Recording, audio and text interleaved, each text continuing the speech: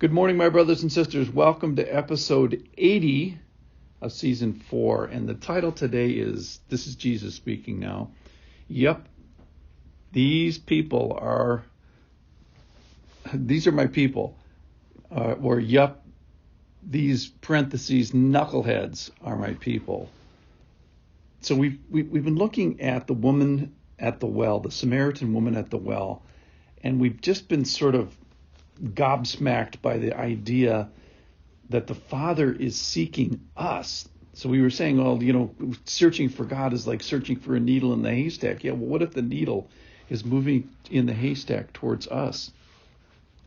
So the idea of I'm searching for God, which I think God appreciates that idea, or worse, which is what this lady says, which is, hey, I've already got this figured out, and she's wrong. I've already got God in my corner. I already understand everything I need to know about him. Charles Ryrie said that everybody is a theologian. Now, there's professional theologians and amateur theologians, and both of those are fine, but the ignorant theologians and the sloppy theologians, that's what he had the problem with. And we find that this woman has many, many things wrong. Even so, we find out that the Father is seeking her. So we're going to ask, what if my ideas of God are wrong?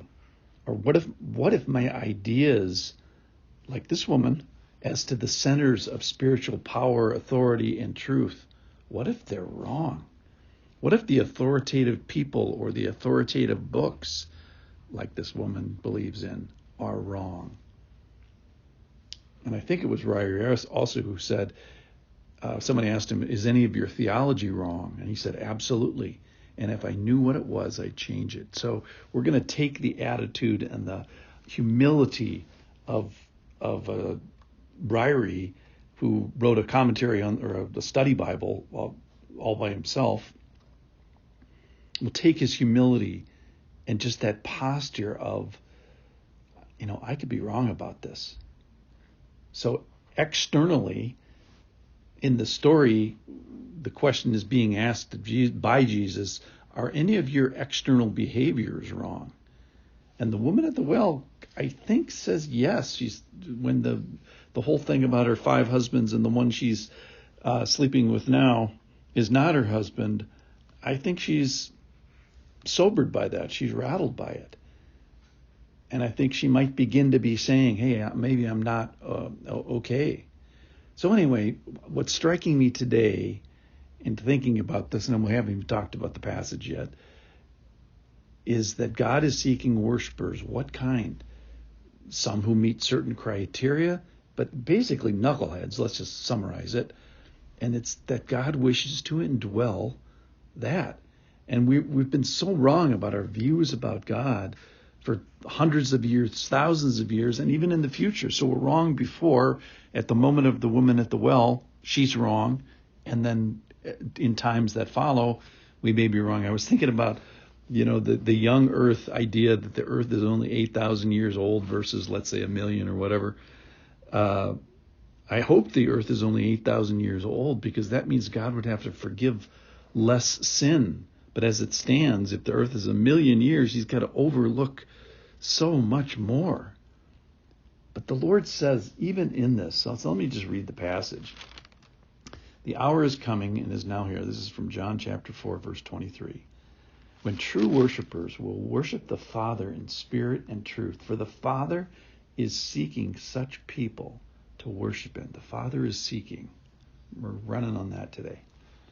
Verse 24, God is spirit, and those who worship him must worship in spirit and truth. So let's get it right. Verse 25, the woman said to him, I know that Messiah is coming, he who's called the Christ. When he comes, he will tell us all things. Jesus said to her, I who speak to you am he. So God sees all this stuff for all of history, all of eternal. He sees all the uncareful words that human beings speak. He sees that.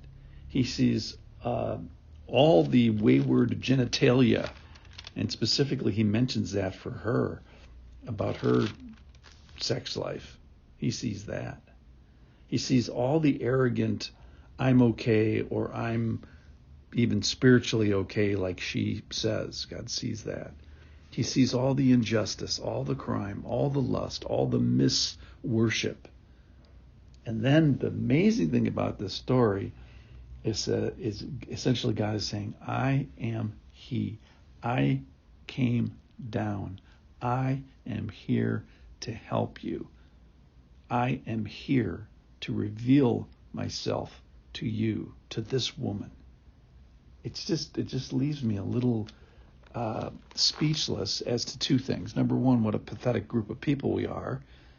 And then number two, about his willingness to come down.